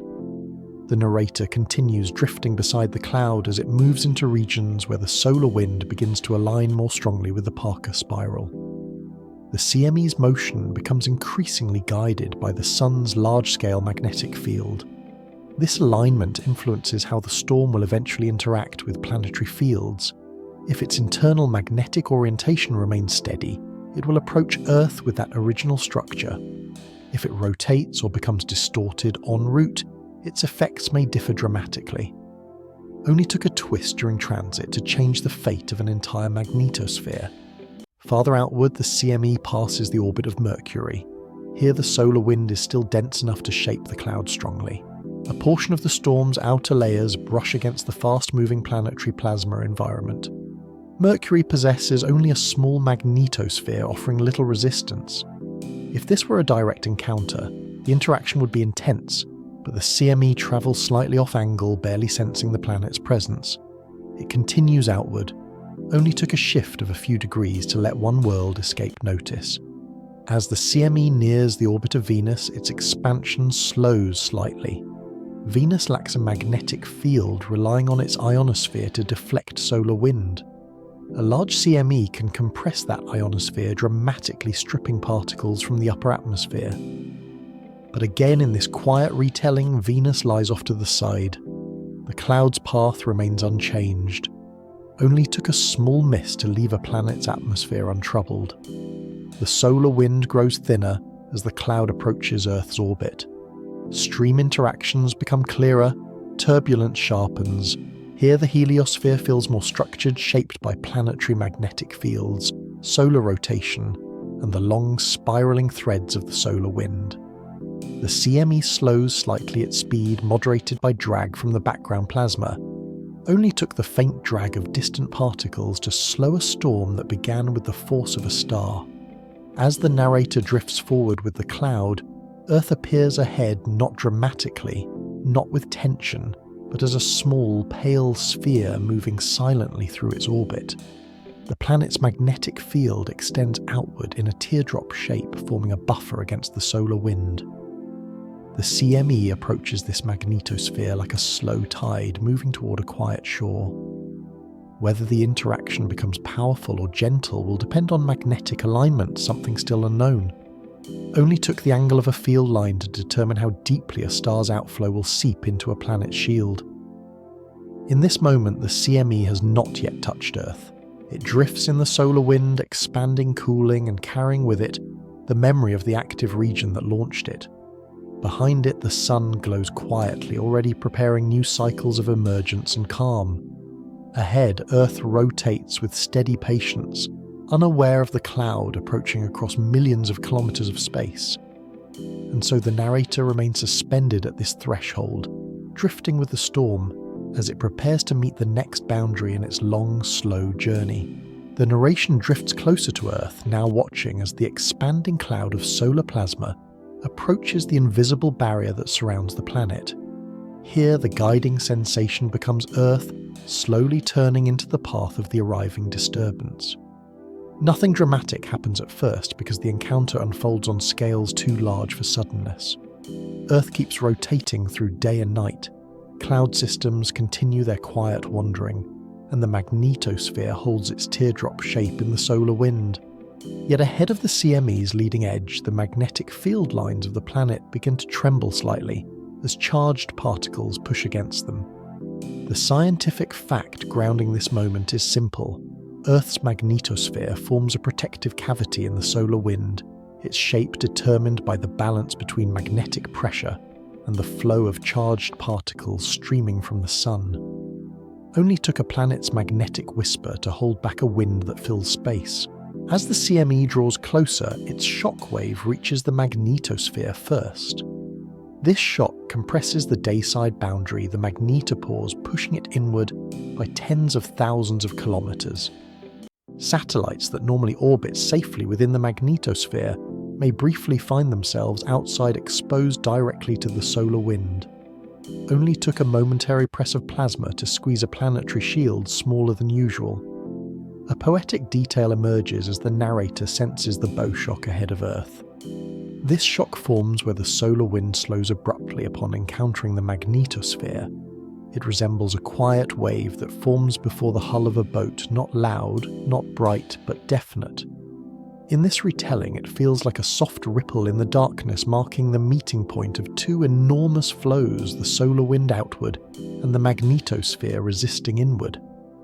Only took a faint wave to signal the start of a planetary encounter, yet a scientific uncertainty lingers. How precisely the magnetosphere responds depends on the CME's magnetic orientation, a detail unpredictable until the storm arrives. If the CME's field points northward, it aligns gently with Earth's field, causing minimal disturbance. If it points southward, it opposes Earth's field, allowing reconnection to open pathways for solar plasma to enter the magnetosphere. Only took a flip in polarity to transform a quiet encounter into a geomagnetic storm. As the CME's magnetic front reaches the magnetosphere, Earth's field lines begin to strain under the pressure. The magnetopause is pushed inward to perhaps 6 Earth radii on the day side. Under ordinary solar wind conditions, it rests around 10. This compression changes the entire geometry of Earth's magnetic bubble. Particles trapped in the outer radiation belt become energized, and some drift inward or outward. The plasma sphere, a region of cold, dense plasma surrounding Earth, begins to erode at its outer edges. Only took a little extra pressure to reshape layers of a planet's invisible architecture. The narrator glides around the sunlit side of Earth, seeing the magnetopause ripple gently like a curtain pressed by a slow-moving tide. The CME continues pushing outward against the solar wind behind it, and Earth continues drifting quietly through its orbit. No human eyes witness this interaction directly. it unfolds far above the atmosphere, silent and vast. Only took the right perspective to see calm in an event that spans millions of kilometers. Behind Earth, the magneto tail stretches away into the night side, elongating under the pressure. This tail, composed of two lobes of magnetic field lines, separated by a thin current sheet, holds the potential for its own transformations. As the CME compresses the day side, the night side stores energy like a distant reservoir. Only took the push of one side of a magnetosphere to prime the other for release. A poetic image emerges as the narrator drifts through the magnetosheath, the region of turbulent plasma between the bow shock and the magnetopause. Here conditions fluctuate rapidly. Magnetic fields twist, densities shift, temperatures vary. The sheath becomes a region of transition carrying signatures of both the solar wind and Earth's magnetic presence. It is a boundary shaped not by lines but by gradients. Only took a zone of turbulence to blur the edge between star and planet. Yet another scientific uncertainty remains. Predicting magnetosheath behavior during strong solar storms is difficult. Turbulence evolves chaotically, and spacecraft measurements reveal variability even across small distances. Numerical simulations approximate these flows but cannot capture every detail. Only took the unpredictability of chaos to keep even the best models partly blind. As the main body of the CME reaches the magnetopause, its magnetic field begins interacting more directly with Earth's. If the CME's field is oriented southward opposite Earth's, the interaction becomes more efficient. Magnetic reconnection occurs along the dayside boundary opening portals, where solar plasma enters the magnetosphere and funnels along field lines toward the poles. Only took two opposing fields touching to allow a star's particles to slip into a planet's shield. The narrator drifts downward along one of these field lines, following the invisible pathway into the upper atmosphere. Charged particles begin precipitating into the ionosphere, colliding with oxygen and nitrogen. But this is only the earlier stage. The full impact of the storm has not yet arrived. Still, the first hints appear: faint softening of Earth's polar atmosphere, subtle shifts in density, and the earliest increases in ionization.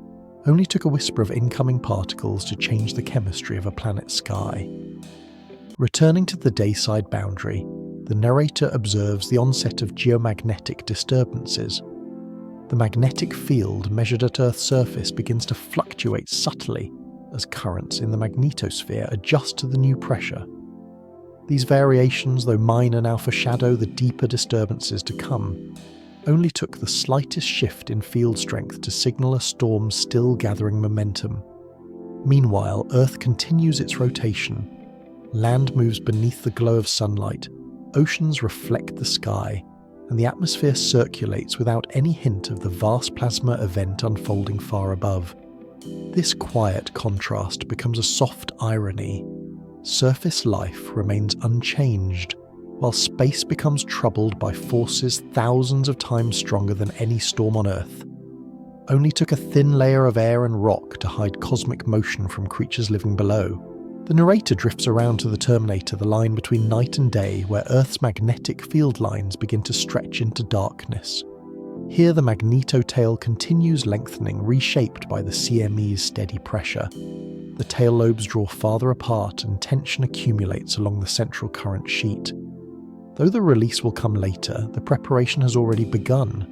Only took the sun's distant push to wind up a tail 200 Earth radii long.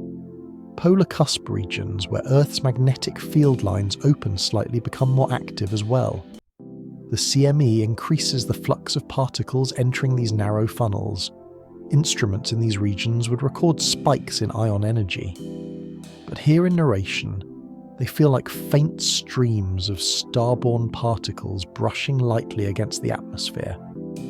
Only took an open magnetic window to let pieces of the sun graze a planet's sky. The CME continues pressing its momentum slow but steady. Earth's magnetosphere adjusts continuously, reshaping itself without sound or light.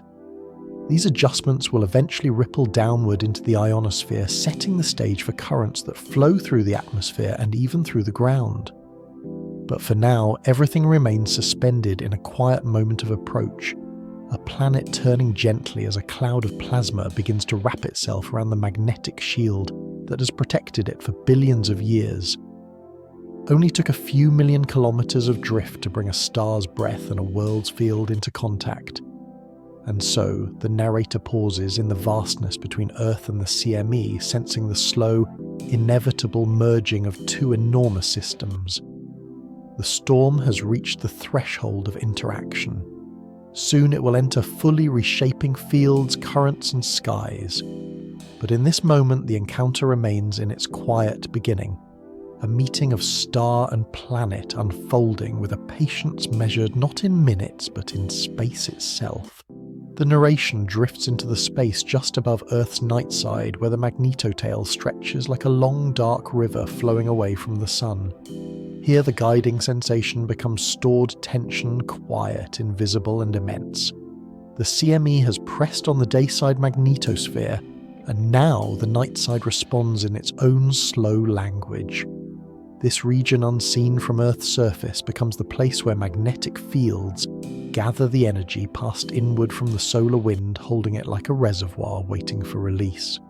The scientific fact grounding this moment is that geomagnetic storms unfold not only on the dayside, but also deep within the magnetotail, where reconnection can suddenly occur, sending energy back toward Earth along magnetic field lines. Only took a tug from the sun to coil a tail hundreds of Earth-lengths long with silent tension. As the CME continues pushing, the magnetotail's lobes stretch farther apart. Magnetic field lines drawn taut form long, slender sheets. These sheets guide currents, planet-sized electric channels flowing through near-Earth space. In the central plasma sheet, charged particles become energized, forming hot populations that drift and swirl in patterns shaped by reconnection and turbulence. Only took a distant flare to heat a river of plasma that lies in the planet's shadow. A poetic detail emerges in the faint invisible glow of the plasma sheet, detectable only to instruments yet rich in structure. In this retelling, it feels like the quiet shimmer of heat rising from stone on a cool night, subtle, thin, a whisper of motion without form. Only took a thin band of charged particles to carry the imprint of a star's breath. Yet a scientific uncertainty lingers. Predicting when tail reconnection will occur remains difficult. Scientists understand that magnetic fields stretch too far, eventually break and reconnect, but the precise thresholds, timings and locations remain elusive. Variability in the solar wind, small-scale instabilities and turbulence all play roles that models only approximate. Only took the complexity of plasma to keep a predictable pattern perpetually just out of reach. As the CME's pressure builds, the magnetotail enters a more strained configuration. The current sheet thins. Magnetic fields near the centre weaken as field lines draw taut. The plasma grows hotter with ions and electrons drifting in opposite directions, creating conditions ripe for instability. These instabilities gather quietly like faint tremors that precede a distant shift. Only took the gentlest imbalance to prepare an entire tail for sudden release. The narrator drifts toward the distant region where reconnection often begins somewhere between 15 and 30 Earth radii down the tail. Here, magnetic field lines of opposite direction approach each other, held apart only by a thin layer of plasma. When the conditions align, they snap and merge, releasing energy and accelerating particles both earthward and tailward. The snapping itself is silent, invisible, yet powerful. Only took two field lines meeting in darkness to unleash a surge of energy across near-Earth space. The tail now enters the substorm phase. At first, the reconnection point forms far down the tail. Plasma jets outward in both directions, one toward deep space, the other toward Earth. The earthward jet carries energized particles and compressed magnetic fields. These move faster than the local alpha and speed-producing disturbances that propagate through the tail like faint invisible waves. Only took the release of one knot in the tail to send a pulse racing home. As the narrator follows the earthward jet, the magnetotail begins to collapse inward. Field lines that had stretched for hours snap back toward Earth, pulled by tension forces seeking lower energy configurations. This collapse, A depolarization creates a sudden strengthening of the magnetic field outside Earth. Satellites passing through this region measure sharp changes. Fields intensify, particles accelerate, plasma flows alter direction. Only took a tail relaxing back to its original shape to jolt an entire region of space. A poetic image arises in the depolarization front, a thin boundary that moves earthward like a quiet wave. It marks the transition from stretched tail-like geometry to a more compressed dipole shape. Instruments record it as a jump in magnetic field strength. In narration, it feels like the moment a pulled fabric is released, gentle in motion, yet filled with stored tension. Only took a single moving front to reshape the plasma environment millions of kilometers from Earth. As particles stream earthward along field lines, they spiral into the upper atmosphere, concentrating near the auroral oval. Oxygen atoms glow green, and at higher altitudes red. Nitrogen glows blue and purple, yet here the lights have not yet fully intensified. This is only the beginning of the auroral surge. The main phase awaits the deeper storm still forming. Only took a handful of incoming particles to colour the edges of a silent sky. Meanwhile, the CME continues pressing from the day side. The magnetosphere remains compressed. More reconnection occurs on the sunlit side, funneling additional particles into the magnetotail. These particles join the returning currents, feeding the substorm cycle. The tail grows active, filled with jets waves and sudden changes in flow direction. What appears as stillness from Earth's surface becomes an intricate dance of fields and particles in the darkness behind the planet. Only took a night sky free of visible clues to hide the storm raging above it. A scientific uncertainty lingers gently. The full relationship between storms driven directly by CMEs and those driven by magnetotail reconnection remains complex. CMEs initiate global disturbances, but substorms follow their own rhythm, sometimes aligning and sometimes diverging from the main storm cycle. The interplay remains one of the great puzzles of space weather science. Only took two overlapping processes to blur the boundaries between cause and consequence. The narrator now drifts toward the inner magnetosphere. Here the ring current begins to strengthen. Energetic ions, mostly oxygen, hydrogen and helium, move westward around Earth, forming a drift current that weakens the planet's magnetic field slightly. This weakening will later be recorded on the ground as a drop in the Diest index, a key measure of geomagnetic storm intensity. But for now, the ring current is only beginning to grow. Only took the steady drift of ions to carve a quiet depression into a planet's magnetic field. The plasmasphere, Earth's region of cool, dense plasma, responds slowly to the growing storm. Its outer layers begin to erode, forming a plume that extends sunward. This plume carries cold plasma outward, where it will influence how reconnection proceeds at the dayside magnetopause. In the language of space physics, cold plasma can slow reconnection rates, shaping the storm's unfolding. But visually in narration, the plume appears like a faint invisible mist lifting from a calm lake. Only took a thin layer of cold plasma to shape how a star's breath meets a planet's shield. Farther below in the ionosphere, currents begin to intensify. These currents form in response to electric fields imposed from the magnetosphere. They flow along narrow arcs, interacting with the partially ionized atmosphere. This interaction heats the upper layers, distorting density profiles and affecting communication signals. But from the perspective of the narrator, they resemble soft drifting patterns, electric tides moving through air too thin to feel. Only took a whisper of electric flow to ripple through a sky unseen.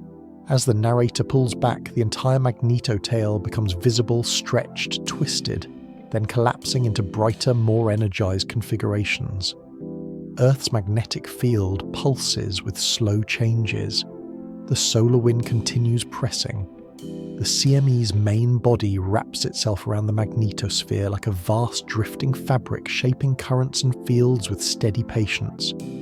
The storm has begun its true inward journey. Yet the strongest disturbances still lie ahead. The magnetotail has released one store of energy. The magnetosphere is adjusting. Earth rotates quietly beneath it, unaware of the vast structures shifting in silence above. Only took the turn of a world to hide the cosmic scales moving just beyond its sky. And so, the narrator remains suspended in the nightside shadow, sensing the slow approach of deeper phases, the ring current strengthening auroras preparing to brighten, and the magnetosphere reshaping itself moment by moment. The storm grows inward. Soon its effects will reach the atmosphere itself. But for now, everything lies in a state of patient transition. A world rotating a tail, releasing tension, and a storm continuing its long quiet descent toward the boundaries of air and light. The narration moves inward toward the region where Earth's magnetic field meets the upper atmosphere, drifting into the quiet boundary between space and air. Here, the guiding sensation becomes the slow descent of storm-driven energy into the ionosphere, a place where charged particles reshape invisible structures with calm persistence. The CME continues to press from the day side, the magnetotail continues releasing tension from the night side, and together they guide a steady influx of particles along magnetic field lines toward the polar atmosphere. The scientific fact grounding this moment is that geomagnetic storms drive strong electric currents in the ionosphere, particularly the auroral electrojets which flow around the polar regions and alter both Earth's magnetic field and the behaviour of the upper atmosphere. Only took the drift of particles from 93 million miles away to send currents flowing across the sky of a planet. As the narrator descends into the polar cap, the upper atmosphere reveals subtle changes. The ionosphere grows denser in some regions and thinner in others. Pockets of increased ionization form where particles enter along open magnetic field lines. In the E and F layers, ionization patterns shift as energetic electrons collide with atmospheric gases. The result is quiet, steady restructuring, no sound, no bright flash, no outward turbulence. Only took invisible collisions to redraw the map of a sky no one sees directly. A poetic detail emerges in the thin glow forming along Earth's high latitudes. At first, this glow lingers faintly like the dim outline of something waiting to take full shape. Most of the auroral energy has not yet arrived.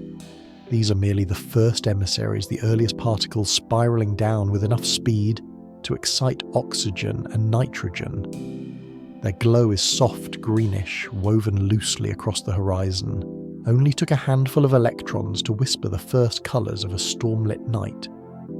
Yet a scientific uncertainty lingers. Predicting the intensity, location or timing of auroral arcs remains challenging. Although models simulate many factors, the chaotic interplay of field-aligned currents, ionospheric conductivity and magnetotail reconnection introduces complexity that defies perfect forecasting. Only took the smallest turbulence in near-Earth space to blur the boundaries of what we can predict. The narrator hovers above the night-side auroral oval. At this stage, the oval begins to expand equatorward, driven by increased convection in the magnetosphere. Electric fields guide plasma across vast distances from dawn to dusk, from the polar cap to the mid-latitudes. These flows reshape the entire ionosphere, drawing arcs, spirals and diffuse patches of light into motion. Only took the drift of an unseen electric field to shift the glow of a continent-sized curtain. Meanwhile, in the magnetosphere above, field-aligned currents intensify. These currents, Birkeland currents, flow along magnetic field lines between the magnetosphere and ionosphere. They complete giant circuits, forming upward and downward currents that heat the upper atmosphere and create pressure-driven winds. To the narrator, they feel like vast silent waterfalls of charged particles flowing into and out of the sky. Only took a current measured in millions of amperes to move through air so thin it barely counts as atmosphere at all. As the CME's main body wraps more fully around Earth, the pressure on the magnetosphere continues to increase. Reconnection on the day side intensifies, feeding even more plasma into the magnetotail. The tail responds with additional reconnection burst, releasing further pulses of energy toward Earth. Each new pulse triggers fresh waves of particles spiraling into the poles. Slowly the aurora brightens, Only took a cycle of tail and dayside interactions to lift the faint glow into deeper radiance. The narrator moves closer to the region where the auroral electrojets strengthen. These currents flow horizontally through the ionosphere driven by magnetospheric electric fields. Their presence alters Earth's magnetic field at the surface, causing fluctuations detected by ground-based instruments. Power systems, pipelines, and communication networks may feel these effects in coming hours, though none of that yet appears in this silent scene. Only took a sky full of drifting particles to stir currents that later hum through the ground itself. A poetic detail arises in the way auroral arcs begin to ripple. These arcs are not static. They move like quiet waves, their edges curling slightly as new particles arrive. The arcs brighten along their lower boundaries where energetic electrons collide most efficiently with atmospheric oxygen. Green light dominates between roughly 100 and 300 kilometers in altitude. Higher up, rare red emissions appear oxygen atoms excited at lower pressures. Only took a collision in thin air to paint the sky with colours no surface storm could rival. As particles continue to fall along field lines, the ionosphere heats and expands. Atmospheric drag increases slightly at low Earth orbit altitudes. Satellites passing overhead encounter thicker air than usual, altering their paths.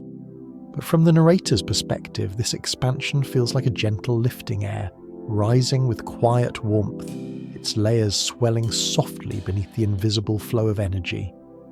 Only took a touch of heat from particles older than a solar flare to nudge the atmosphere outward. Yet another scientific uncertainty remains the detailed coupling between the magnetosphere and ionosphere. During strong storms involves feedback still not fully understood. Electric fields shape currents. Currents heat the atmosphere. Heating changes conductivity. Conductivity alters how fields map downward. The system loops endlessly complex and dynamic. Only took nature's preference for interdependence to make one region's change ripple through all the rest. The narrator moves toward the dawn side of Earth, where the earlier sunlight begins to touch the upper atmosphere. Here the storm's influence interacts with the slow transition from night to day. Ionospheric densities shift more rapidly, and electric fields reorganize as the conducting sunlight re-enters the system. This mixing of storm-driven currents with diurnal cycles creates patterns that drift and swirl unpredictably. Only took the rising sun to add another layer of complexity to a sky already brimming with charged motion. The auroral oval now expands further, reaching mid-latitudes. Its brightness intensifies. Arcs multiply, forming intricate geometries, spirals, bands, raised curtains that ripple with the precision of field lines. Each structure reveals the flow of energetic electrons guided by Earth's magnetospheric configuration at the moment. Only took the choreography of magnetic fields to turn invisible physics into visible light. Downward, the ionosphere grows more active. Ionization over the poles increases dramatically, creating regions of enhanced density that affect high-frequency radio signals. Communication paths refract, distort, or fade entirely. But in narration, this appears not as disruption, but as a quiet shifting of the sky's transparency, a reminder that storms above alter the pathways of sound and signal below. Only took flashes of auroral electrons to reshape the behavior of waves traveling through the air. Higher still, the magnetosphere continues to adjust. Plasma flows from the magnetotail move inward, forming bursts of energetic particles that drift around Earth. These particles feed the ring current, which grows stronger. The ring current weakens Earth's magnetic field at the surface by small but significant amounts. Ground-based observatories will soon register these drops. But here, drifting at altitude, the narrator feels only a subtle softening of the magnetic environment, a slight relaxation, as though the field's usual firmness becomes more pliable. Only took a belt of drifting ions to ease the strength of a planet's magnetic grip. The atmosphere below responds to heating with quiet winds. Thermospheric winds shift direction, altering the distribution of density at altitudes where satellites orbit. These wind patterns form global circulations changing over minutes and hours. They carry heat from auroral latitudes toward lower latitudes, redistributing energy through an atmosphere too thin to feel yet large enough to matter. Only took a rising of air invisible to humans to transport energy across hemispheres. As the narrator pulls back for a moment, Earth appears wrapped in a shimmering ring of light. The auroral oval pulses, brightening in waves as fresh particle injections arrive from the magnetotail. Lines of light bend along magnetic geometry, forming luminous curtains that stretch hundreds of kilometers high. They drift with calm confidence through the polar night. Only took a star's distant storm to lift a world's dark sky into luminous motion. In this moment, the storm has entered fully into the magnetosphere and ionosphere. The atmosphere glows, currents flow, Earth's magnetic field shifts with slow precision. Yet even now, the deepest consequences have not yet reached the ground. That phase, quiet but powerful, lies ahead. For now, the narrator lingers in the upper atmosphere, sensing the height of the auroral energy, the steady arrival of particles, and the planet turning under a storm that it cannot feel, but that transforms its sky with ancient steady brilliance. The narration drifts downward, now sinking from the luminous ribbons of the aurora into the quieter layers below, where the storm's deeper influence unfolds without light. Here the guiding sensation becomes the slow transmission of energy from sky to ground, an unseen descent as geomagnetic currents flow through the ionosphere, induce electric fields at Earth's surface, and seep silently into the technological systems built upon the planet's crust. No sound accompanies these changes. No flash or vibration announces them. Yet the storm begins to press into the world's conductive materials with patient precision. The scientific fact grounding this section is that geomagnetic disturbances induce electric currents in long conductive systems, power grids, pipelines, telecommunication cables, because fluctuating magnetic fields create electric fields in Earth's surface. Only took the quiet shifting of a planet's magnetic field to send currents flowing through wires and soil. As the narrator moves through the upper atmosphere, the auroral electrojets strengthen, further flowing in broad arcs around each pole. These currents shift, expand, and contract as particle injections continue. Every movement of the electrojets alters Earth's magnetic field, causing fluctuations detectable even thousands of kilometers away. These fluctuations extend downward through the atmosphere as quasi-static changes in magnetic structure, inducing electric fields along the ground. Only took a drift of electrons high above the clouds to shape voltages felt deep in the crust. A poetic detail emerges in the way these induced electric fields spread across the surface. They form not in sharp lines, but in diffuse patterns shaped by the conductivity of rock soil and underground water. Regions rich in sediment or fractured crust receive higher induced currents. Regions with crystalline bedrock receive less. In narration, this appears like a faint invisible map, subterranean contours defined by long-buried geological history, now illuminated by the silent touch of a solar storm. Only took the memory of ancient rock to determine how a star's energy moves through a world. Yet a scientific uncertainty lingers. Even modern models struggle to predict ground-induced currents precisely. Subsurface conductivity varies unevenly, and magnetic disturbances fluctuate across wide areas.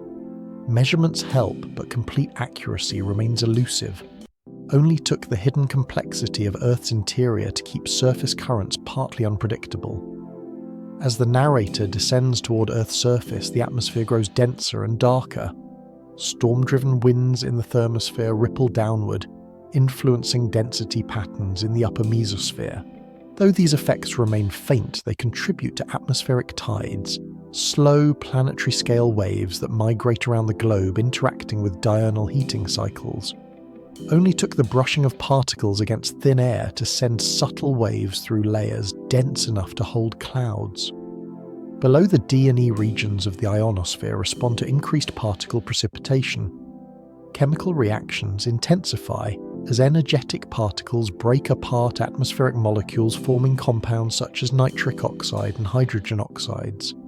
These compounds influence ozone chemistry and can persist for days or weeks after a major storm. In this retelling, they feel like soft chemical echoes, quiet rearrangements in the sky's molecular composition. Only took a few collisions to leave a lingering fingerprint in a planet's upper air. As the storm deepens, communication paths change. High-frequency radio signals refract differently through the disturbed ionosphere, sometimes bending into unexpected routes, sometimes fading entirely. Navigation systems relying on ionospheric reflection degrade. Yet none of this appears with drama, only with shifts in signal clarity, subtle distortions in wave paths that form part of the storm's invisible reach. Only took a ripple of electrons to confuse signals travelling silently through the air. The narrator reaches the surface now, where the storm's influence enters the ground. In conductive materials, power lines stretched across continents, transformer cores made of metal. Long pipelines buried in soil, geomagnetically induced currents begin to flow. These currents rise slowly, proportional to the rate of magnetic field change overhead. In most storms, these currents remain modest, but in powerful events they grow large enough to heat transformer windings, push systems beyond their operating limits, or alter the corrosion rates of pipelines. Only took a star's distant flare to nudge currents in machines built for a quieter sky. A poetic image settles here. The power grid becomes a quiet mirror of the auroral electrojet. Where currents flow in the sky, faint copies flow in the ground. Where magnetic fields twist above electric fields, trace their reflections below. Technology becomes an unintentional participant in a cosmic interaction, billions of years older than wires, metals, or machines. Only took the geometry of Earth's field to couple the heavens and the grid. Yet another scientific uncertainty arises. The precise vulnerability of infrastructure varies with design geology and the timing of the storm. Ground current models rely on imperfect knowledge of subsurface conductivity and transformer sensitivity. Engineers monitor for risk, but predictions remain approximate. Only took the unknowns of rock and metal to keep preparedness partial. The narrator drifts farther across continents. Under polar skies, strong ground currents flow through soil and rock entering long transmission lines. In mid-latitudes, the effect is weaker but still present. Transformers compensate automatically, though the additional load causes subtle thermal changes. None of this poses immediate danger in the current moment. The storm remains strong but not yet extreme. But the processes unfolding now reveal how a more powerful event such as the Carrington storm of 1859 would reach even deeper. Only took a moderate storm to hint at the scale of what a stronger one could do. Meanwhile, overhead the aurora grows brighter. Arcs intensify, expand, and break apart into dynamic structures. Curtains ripple with increased speed. Pulsating patches flicker across the night. The magnetosphere channels energy downward as though the sky breathes in cycles, brightening, dimming, brightening again. But here on the ground, only faint signs offer clues. Instruments detect shifts, compasses tremble slightly, signals waver. Only took a sky full of shimmering currents to move a needle made of iron. As the narrator moves near, coastlines induced currents behave differently. Saltwater conducts electricity far better than rock. Coastal regions experience stronger ground currents because the contrast between land and sea shapes electric field distribution. Submarine cables respond to these variations, feeling the storm through increased voltage differences across long spans. Only took the meeting of water and rock to shape how a star's outflow moves into a world's edge. The storm's influence reaches even underground pipelines. Long metal pipelines form conductive paths that absorb geomagnetically induced currents, altering corrosion control systems. In this quiet retelling, the effect appears not as degradation but as subtle imbalance. A small shift in voltage, an extra nudge in the long, steady processes working at depths unseen. Only took a cosmic pulse to touch a pipeline buried beneath soil and stone, and yet beneath all these effects, Earth's surface remains calm. Winds blow normally. Rivers continue their flow, cities glow with artificial light, forests sleep in their nighttime stillness. No creature senses the currents passing through iron or the chemical shifts occurring miles above.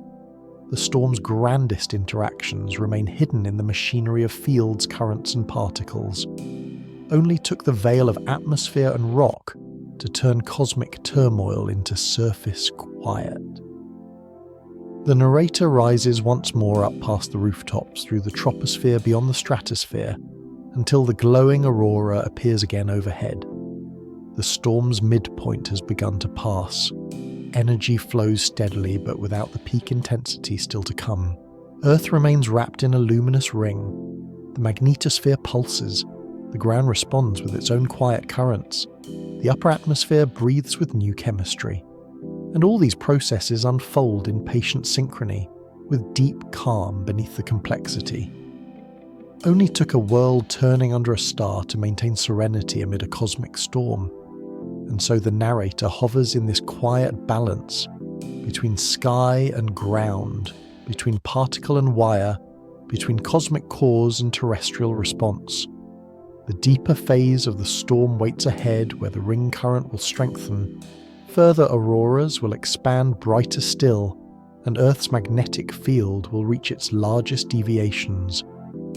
But for this moment the storm rests in a middle quietness, not at its beginning, not yet at its height, but in the steady unfolding of forces that shape both atmosphere and ground, in ways subtle yet unmistakable. The narration rises gently from the quiet surface currents and ascends once more into the vast magnetic architecture surrounding Earth, where the storm's deeper phase approaches with slow, inevitable gravity.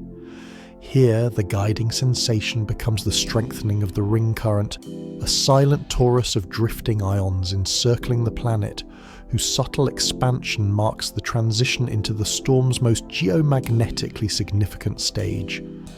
The processes remain smooth, unhurried, driven not by sudden impulses, but by a steady influx of energy delivered by the CME pressing continuously against Earth's magnetic shield. The scientific fact grounding this moment is essential. The ring current, composed of charged particles drifting westward around Earth, weakens the planet's magnetic field during geomagnetic storms, producing the characteristic drop in the Deist index used to quantify storm intensity. Only took a belt of drifting ions to nudge a planet's magnetic strength downward hour by hour. As the narrator drifts into the inner magnetosphere, the ring current becomes more defined. Its population of ions grows fed by injections from the magnetotail, and convection flows from the outer magnetosphere. Oxygen ions, heavier and more energetic, begin to dominate this stage of the storm, drifting slowly yet persistently around Earth.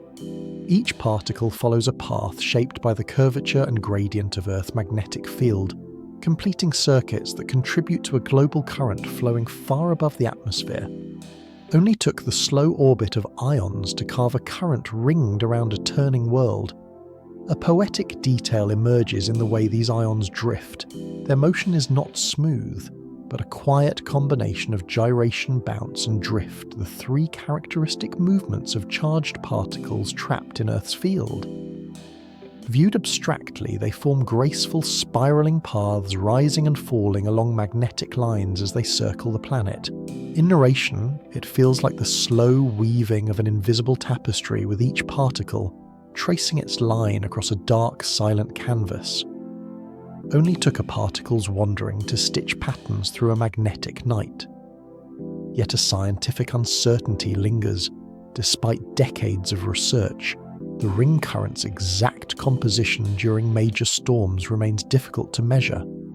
Instruments aboard satellites identify the general populations of ions, but distinguishing their precise sources, solar wind ionosphere or magnetosphere, remains challenging.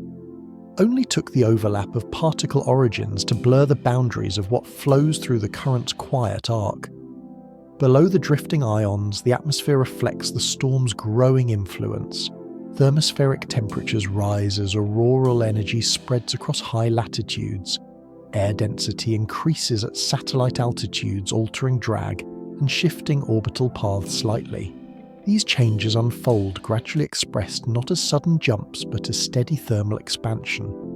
Only took the gentlest heating in thin air to nudge satellites circling far above oceans and continents. The narrator moves closer to the ring current's outer edge, where energetic electrons drift eastward in counterbalance to the ion's westward drift. Together, these motions create a complex interplay of currents. Electric fields arise from charge separation. Magnetic fields adjust in response. The system behaves as a coupled circuit spanning tens of thousands of kilometers. Yet in narration, it feels like a quiet balancing act, forces adjusting in harmony currents, growing with soft inevitability. Only took a star's distant breath to set vast circular paths of energy in motion. The magnetic field at Earth's surface responds subtly. Its strength decreases across many latitudes. Ground-based magnetometers detect smooth downward trends in field intensity as the ring current strengthens. These changes will eventually be recorded as negative det values. But here, drifting above Earth, the narrator senses only a soft loosening Earth's magnetic grip relaxing as the storm continues. Only took a world's outer cocoon easing slightly to signal the storm's halfway point. Above the magnetosphere remains compressed by the CME, its dayside boundary pushed inward like a shell pressed by steady wind. Reconnection continues along the magnetopores, allowing more solar particles to enter. These particles join the plasma sheet drift inward and feed the ring current. The storm intensifies not through forceful shocks, but through sustained pressure, through a slow, continuous inflow of energy. Only took hours of quiet compression to deepen the storm's magnetic imprint. A poetic image arises as the narrator moves into the region, where the ring current overlaps with the plasmasphere. The plasmasphere, once smooth and rounded, stretches into a plume extending sunward. The edges of this plume trace pathways where cold plasma flows outward, altering reconnection efficiency at the magnetopores. In visualization, the plume appears like a gentle extension of the atmosphere, a soft tongue drifting into space. Only took a plume of cold plasma to influence how the sun's energy slips into Earth's magnetic field. Meanwhile, the aurora brightens further. The magnetotail continues sending bursts of energized particles earthward. These injections create substorms, localized intensifications of auroral activity superimposed upon the broader geomagnetic storm. Curtains of light ripple more quickly, arcs fold upon themselves and diffuse patches brighten across the sky. Yet from afar, these motions appear orderly, as though the aurora breathes gently in its expanding glow. Only took the collapse of tailfield lines to lift the sky into larger waves of colour. A scientific uncertainty lingers gently. The exact mechanisms that separate substorms from storms remain debated. Though both result from reconnection, their timing triggers and interactions with each other are not always aligned. Some storms contain many substorms, others proceed quietly. Only took dynamic variability to turn space weather into a field of ongoing mysteries. The narrator drifts toward the outer radiation belt now, where storms induce deeper changes. The outer belt, populated by high-energy electrons, becomes enhanced during some storms and depleted during others. In severe cases, radiation levels increase dramatically, posing hazards to satellites. But in this moment, the belt responds with subtle shifts, electrons driven inward, outward, or lost to atmospheric precipitation. Only took the drift of high-energy electrons to reshape the radiation belts encircling a world. Below, the upper atmosphere continues to heat. Neutral wind patterns adjust, forming new circulations that carry heat toward lower latitudes. These circulations interact with tides driven by solar heating, producing complex patterns of motion. In narration, these patterns feel like quiet atmospheric currents, broad, slow winds moving unseen through thin, cold air. Only took the warming of high latitudes to ripple through the atmospheric layers far below. As the ring current strengthens, Earth's magnetic field drops further. The surface sees larger deviations. Compasses drift by small degrees. Instruments register changes that remain invisible to ordinary human senses. The geomagnetic disturbance becomes global, a signature of the storm's deeper progression. Only took the drift of particles circling a planet to change magnetic headings in distant cities. The narrator moves eastward across Earth's darkened hemisphere. On the ground, the night remains quiet. Forests rest. Oceans darken. Cities continue their stillness. But above the aurora stretches farther south, reaching latitudes that rarely see such light. From space, these lights form wide bands, luminous rings circling both hemispheres, shimmering softly as Earth turns beneath them. Only took the alignment of field and storm to send the lights wandering far from their polar routes. The ring current reaches its peak, strength gradually, not abruptly. The Deist index drops toward its minimum, reflecting the storm's intensity. In a Carrington scale event, that drop would be enormous. But here the narrator focuses on the physical processes, not the historical magnitude. The weakening of Earth's field represents the quiet culmination of hours of drift injection and convection. Only took the slow drift of ions around a planet to reshape its magnetic environment. A poetic detail settles in the overlapping layers of geomagnetic structure, the ring current, the plasmasphere plume, the auroral electrojets, and the radiation belts all interact in delicate ways. Their couplings form a single, vast, interconnected system, one that responds to solar pressure with patterns elegant in their complexity. Only took the dance of fields and particles to reveal a harmony no surface storm could match. As the narrator pulls back, the entire magnetosphere appears altered, compressed, energized, glowing, shifting. Earth rotates silently within it. The storm continues but has not yet begun its recovery. The next phase will involve gradual relaxation currents, weakening fields returning to steady strength, particles redistributing. But that lies ahead. For now, the storm remains at its geomagnetic height, balance between injection and release between pressure and response. The world turns in quiet harmony, enveloped by a storm whose brilliance illuminates its skies, and whose influence reshapes its invisible shields with slow, steady certainty. Only took the breath of a star reaching across space to bring a planet into this calm, luminous middle of a cosmic event. The narration rises once more above Earth's glowing poles, sensing the storm entering its long, slow unwinding. Here the guiding sensation becomes the planet beginning to recover from the solar disturbance, with currents easing, fields stabilizing, and the vast magnetic architecture relaxing into simpler shapes. Nothing ends abruptly. Instead, the storm softens with a patience equal to the time it took to rise. The CME continues drifting outward into the heliosphere, leaving behind a magnetosphere that must now redistribute energy through gradual quiet processes. The scientific fact grounding this stage is that geomagnetic storms decay as the ring current weakens, a process governed by charge exchange, wave-particle interactions, and the slow leakage of energetic ions into interplanetary space. Only took a world-sized drift of ions to weaken, then quietly fade as the storm moves toward its close. As the narrator drifts into the inner magnetosphere, the ring current shows its first signs of decline. Oxygen ions, once dominant, begin interacting with cold hydrogen atoms in the extended atmosphere. These charge exchange reactions neutralize some energetic ions, allowing them to escape the magnetic trap. Over time, this process reduces the current's strength.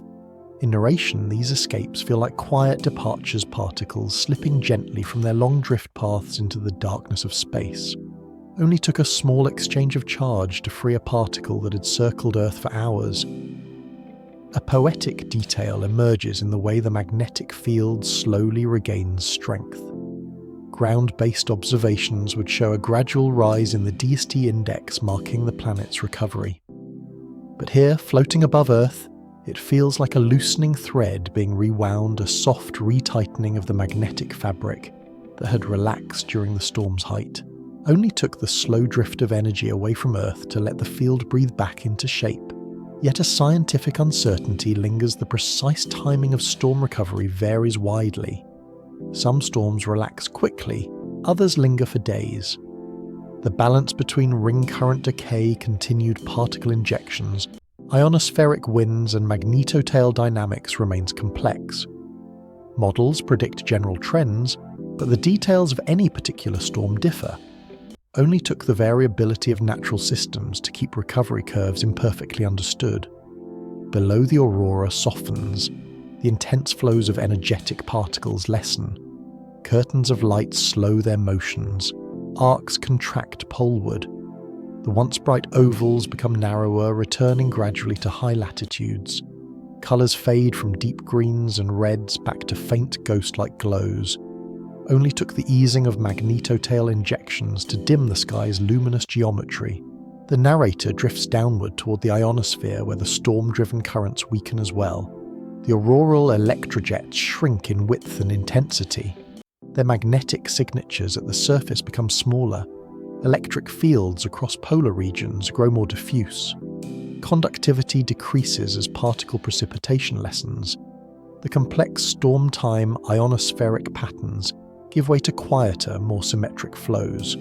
Only took the decline of field-aligned currents to let the sky's electric tides return to steadier rhythms. In the thermosphere, the heat deposited by auroral activity begins to spread more evenly. Winds still carry warmth toward lower latitudes, but the high-latitude heating that drove strong circulation patterns slowly subsides. Temperatures begin to fall from their storm-time peaks. Air density at satellite altitudes decreases as the atmosphere contracts. Only took the fading of auroral input to ease the expansion of layers too thin to feel yet too large to ignore. A poetic image arises as the narrator moves through the waning aurora. The sky appears like a dimmed lantern, the edges of its once bright patterns softening into diffuse trembling outlines. The magnetosphere feels gentler. The storm's intensity becomes memory rather than motion. Only took the passage of time measured in hours to quiet a sky stirred by forces older than life itself. Meanwhile, in the magnetotail, reconnection continues, but with less vigour. The tail's stretched fields return to more dipolar configurations. Plasma flows diminish. The previously energised current sheet thickens again, becoming more stable. Substorm activity lessens, and the tail no longer sends strong pulses of particles earthward. Only took the easing of solar pressure to let the tail reform its balanced, elongated shape. Yet a scientific uncertainty settles here as well.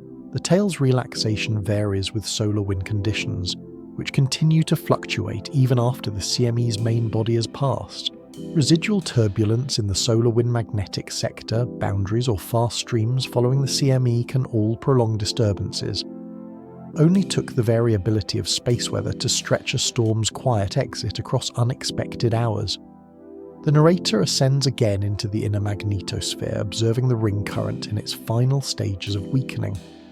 Wave-particle interactions become increasingly important now.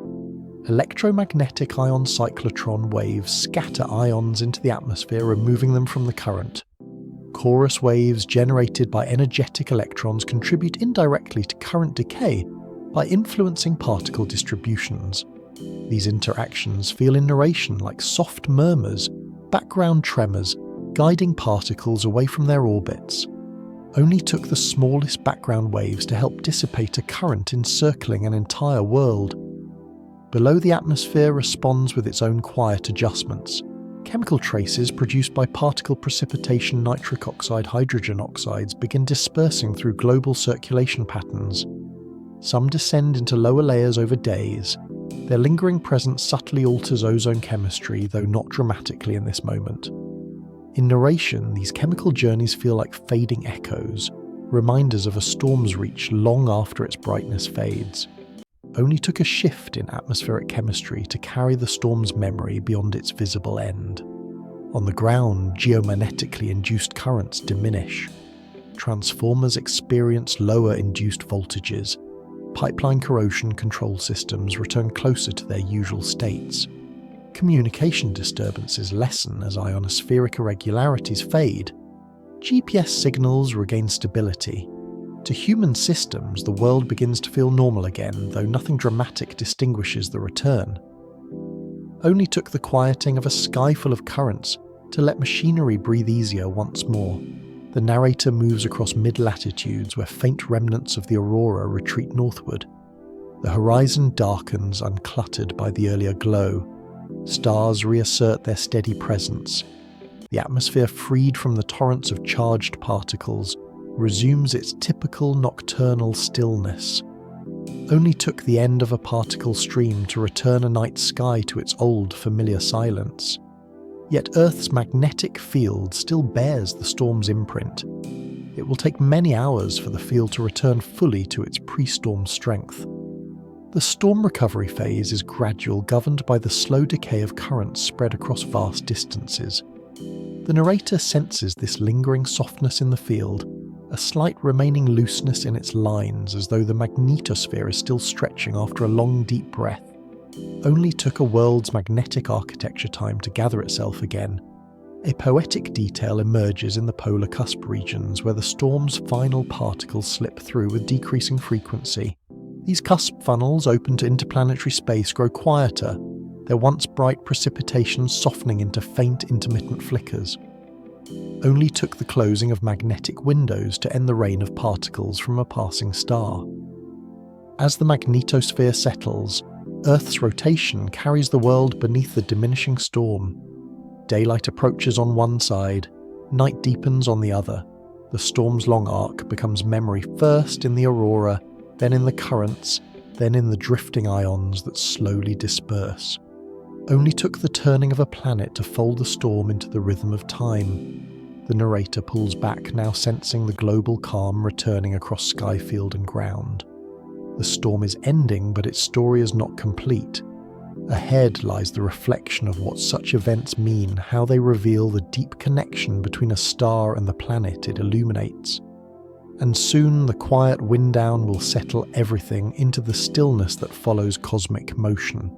But for now, the storm rests in its final unwinding, with the magnetosphere relaxing, the currents softening, and Earth returning slowly to its quiet equilibrium under the distant steady light of the sun. The narration lifts gently above the now quieting Earth, where the magnetosphere stretches once again into its familiar configuration, softened but recovering. Here the guiding sensation becomes reflection, without conclusion, an extended breath, after the slow unfolding of the storm where the sun's influence lingers in memory more than motion. The magnetic field lines no longer strain. The currents no longer surge. Instead, everything settles into patterns shaped by the storm but no longer driven by it. The scientific fact grounding this final section is that even after a geomagnetic storm subsides, Earth's space environment remains altered for days. Radiation belts reconfigure, the ionosphere settles slowly, and the magnetosphere holds the imprint of the disturbance long after the particles and fields have eased. Only took a few hours of cosmic pressure to shape days of gentle recovery. As the narrator drifts across the magnetosphere, the layers of energy reveal their gradual return to equilibrium. The radiation belts adjust first as high-energy electrons diffuse outward or precipitate into the atmosphere. In the outer belt, populations depleted by wave-particle interactions slowly rebuild through interactions with the solar wind. The inner belt remains largely unchanged, its stability a quiet contrast against the dynamic outer regions. Only took the lingering hum of space waves to reshape regions filled with particles older than any human structure. A poetic detail emerges as the plasmasphere rounds out again. During the storm, it stretched into a long sunward plume. Now that plume contracts, smoothing back into the familiar teardrop shape that envelops Earth. Plasmaspheric hiss, natural radio waves produced by the movement of cold plasma, fills the inner magnetosphere again. A faint and constant whisper, too soft for human ears but unmistakable to satellites. Only took the return of cold plasma to fill the magnetosphere with its gentle, unending murmur. Yet a scientific uncertainty lingers. The timeline for plasmaspheric recovery varies, widely influenced by the solar wind conditions that persist after the storm. Fast streams behind a CME can prolong disturbances, while quieter solar wind hastens recovery. Only took the variability of the solar wind to keep the end of a storm as uncertain as its beginning. The narrator descends toward the ionosphere where the storm's chemical imprints begin to disperse. Nitric oxide created during particle precipitation migrates downward, eventually influencing ozone chemistry in the middle atmosphere. Hydrogen oxide radicals also drift into lower regions, participating in reactions that subtly shift atmospheric composition. These changes are not dramatic, they unfold quietly over days and weeks. Only took a handful of high-energy collisions to leave a fading trace in layers of air unseen. In the thermosphere, temperatures gradually decline after their storm-time peaks. Winds slow, density decreases. Satellites encounter less drag. The atmosphere contracts gently toward its pre-storm state. That contraction, though invisible from the surface, marks the gradual cooling of a layer heated by the auroral energy that once surged through it. Only took the fading of light in the polar sky to cool an atmosphere stretched too thin to feel. The narrator moves farther downward, where the D and E layers of the ionosphere regain their usual balance. Storm-driven ionization dissipates. Sporadic patches of enhanced density fade. Radio waves travel more predictably. Navigation systems regain clarity. Communication paths return to familiar patterns. Only took the quiet settling of electrons to restore the sky's transparency for waves that move unseen. Meanwhile, the ground reflects the storm's final echoes. Geomagnetically induced currents weaken until they fall below detection thresholds. Transformers release their thermal loads, returning to cooler states.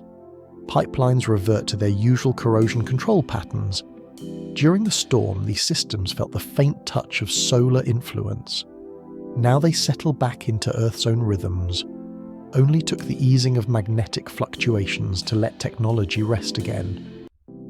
The narrator rises once more above the poles where the aurora has shrunk into a thin band hugging high latitudes. The colours that once filled the night sky fade into faint glows barely visible in the dark. These lights will intensify again during future storms, but for now, they quiet themselves into a dim reminder of the energy once flowing along Earth's magnetic field lines.